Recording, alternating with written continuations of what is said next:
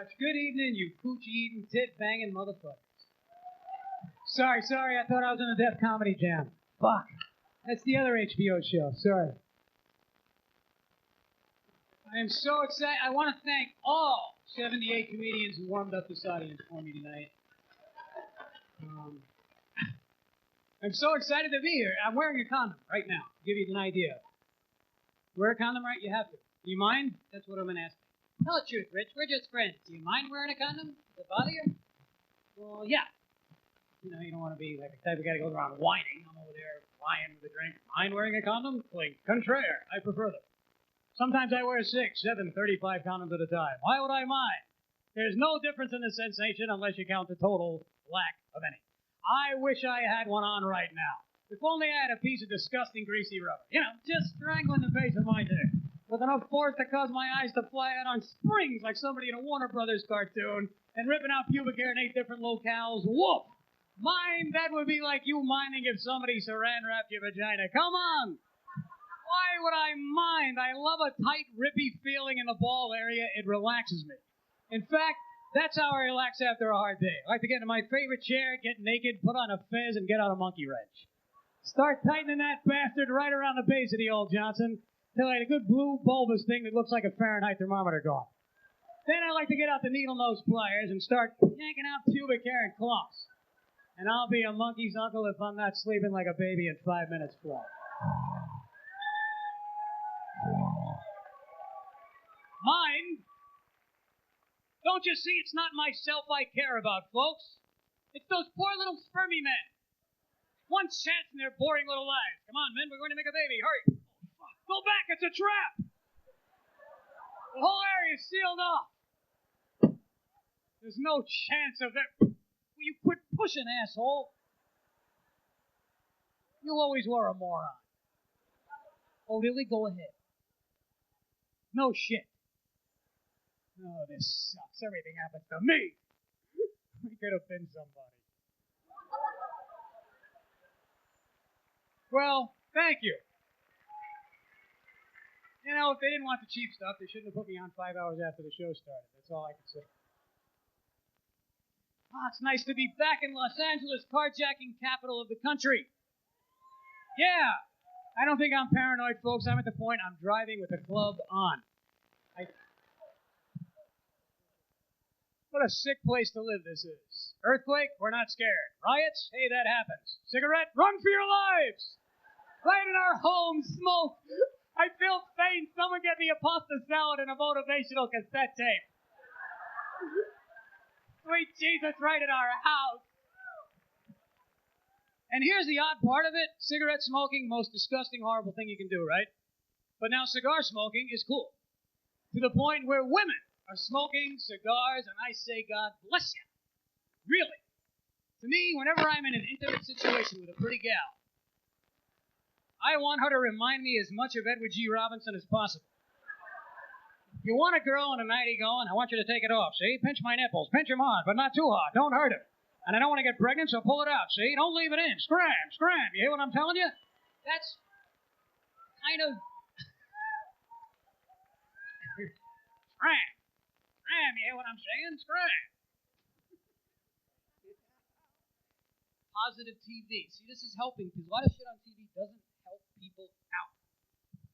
You watch these late-night weight loss people trying to help you out? Richard Simmons hugging people. Hug me, fat people. I love you all. You've lost 400 pounds. Let's show the entire nation a photo of you when you're at your fattest, lowest point.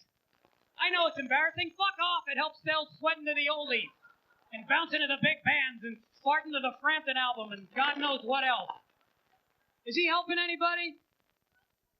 That Susan Powder woman helping anybody on television? You ever see her? Hi, I'm Susan Powder. I've lost 1,643 pounds and somehow managed to remain totally unattractive. Is that helping anybody?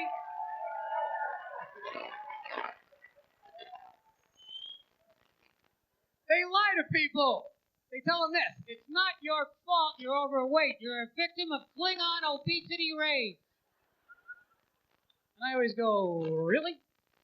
Because when I was a kid, I was a fat little kid, and after careful research and calculation, I came to the inevitable conclusion, hey, I'm eating too much. Somebody should be honest with the large people of America. You know who should have a late-night diet infomercial? Some idiot from my old neighborhood in Brooklyn. A guy who was too stupid to be diplomatic. The Joey Falco diet plan.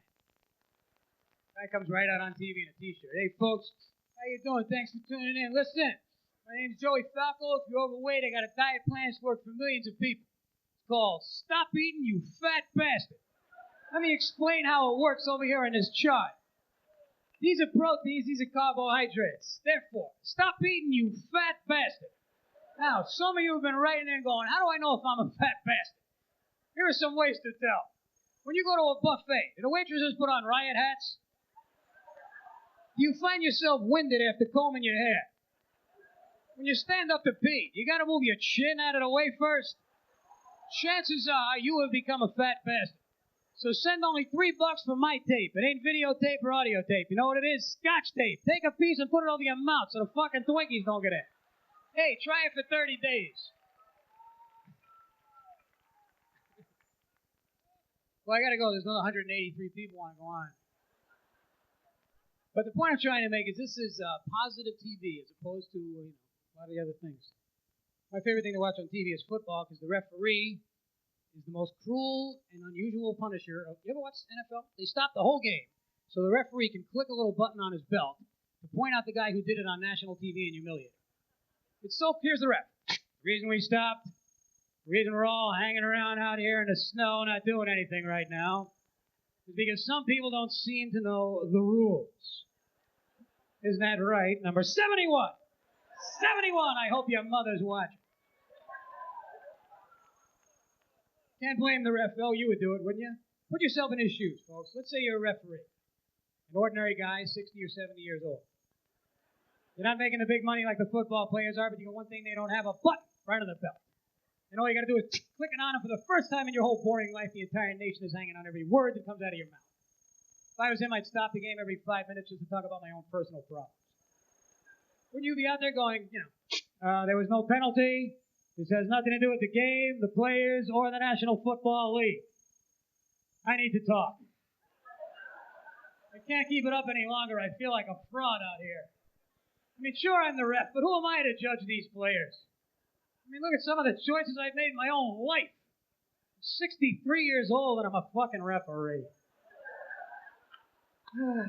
I'll be honest with you, lots of times when I'm out here, I'm not even thinking about football. My wife's getting fat as a house. I love my kids, but if I had to do it again, I'd wear a condom. I don't know, it just all goes by so fast in life, doesn't it? One minute you're in high school, the next minute you're watching your prostate like a hawk. Anybody who says these are the golden years can kiss my wrinkled ass, Buster. I got hair growing out of my ears, for Christ's sake. Cataracts the size of ashtrays. I gotta pee every 5 minutes. I walk in a room, I don't know what the fuck I went in there for. I don't know. That bursitis now on my arm. I wake up, it takes me a half an hour just to put on my eyeglasses, just so I can look for my teeth, just so I can tell my wife to find my fucking hair.